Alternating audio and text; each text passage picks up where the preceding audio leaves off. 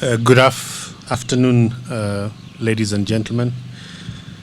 As you know, Cabinet chaired by His Excellency the President held a two-day retreat here at the Great Rift Valley Lodge, working for up to 18-hour days to fine-tune priorities for the 2016-2017 financial year.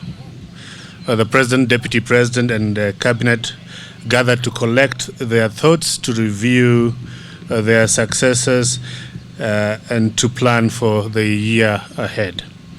Principal secretaries and heads of security formations also attended the retreat. On the first day, the National Assembly's majority leader and a number of chairs of parliamentary committees were also invited, and they were present. Cabinet has had a very productive few days and leaves Naivasha with fresh energy for the challenges that lie ahead. Throughout the retreat, the theme has been to build on the priorities the President has already articulated. The Jubilee administration has now led the country for 3 years. It has had time to set its priorities and to settle down to work. To that end, Cabinet resolved to focus wholly on getting the President's priority projects done. The President was very clear that no new projects would be started within the next financial year, with a focus remaining on completion of projects and programs already underway. In healthcare,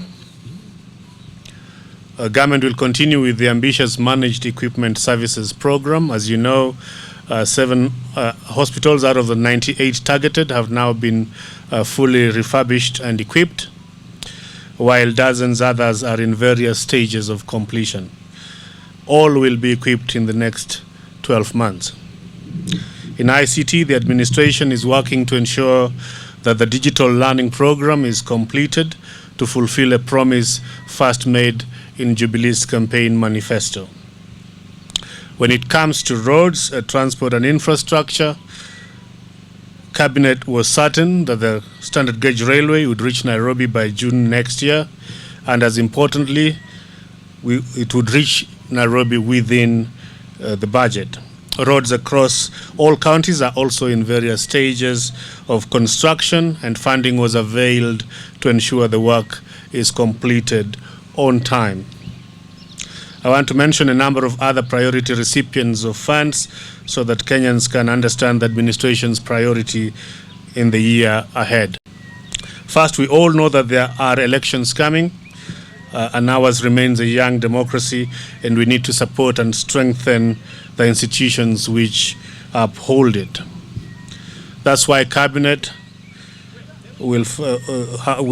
has set aside funding for a number of IEBC programs to make sure that the elections go off without a hitch, so that every Kenyan who wishes to choose a leader in 2017 can do so with minimum fuss.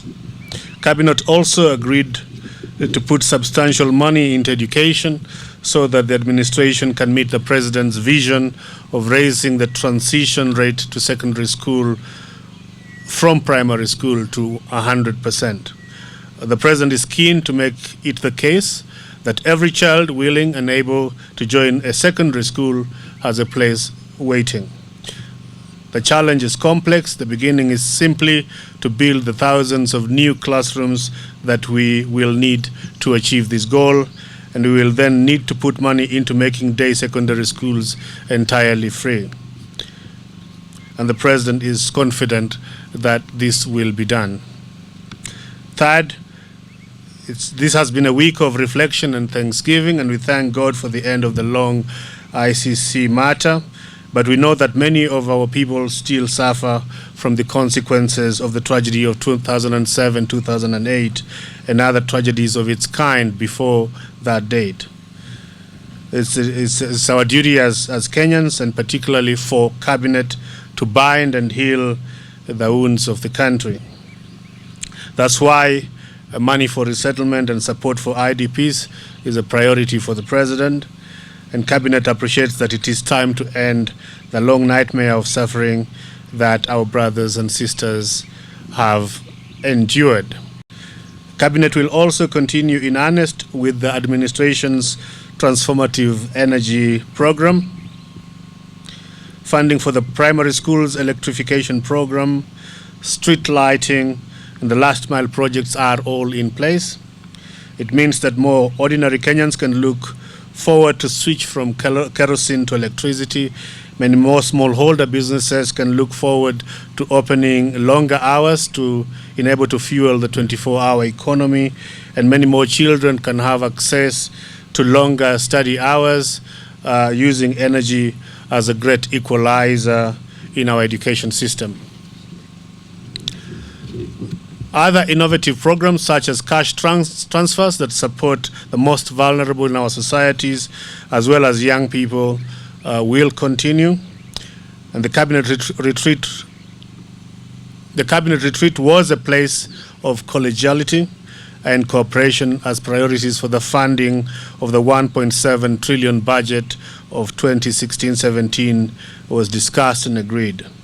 The President asks other branches of government to join him in that spirit of cooperation. Lastly, the President announced some changes in how Cabinet engages with government priorities as well as policies. First, Cabinet will hold its regular meetings twice a month, focusing on policy issues, but these meetings will also now focus on reviewing, monitoring, and evaluating progress of projects under implementation. Second, the presentations at Cabinet meetings will be by cluster and will usually follow meetings of those various clusters themselves, which are expected to agree material stuff before it comes to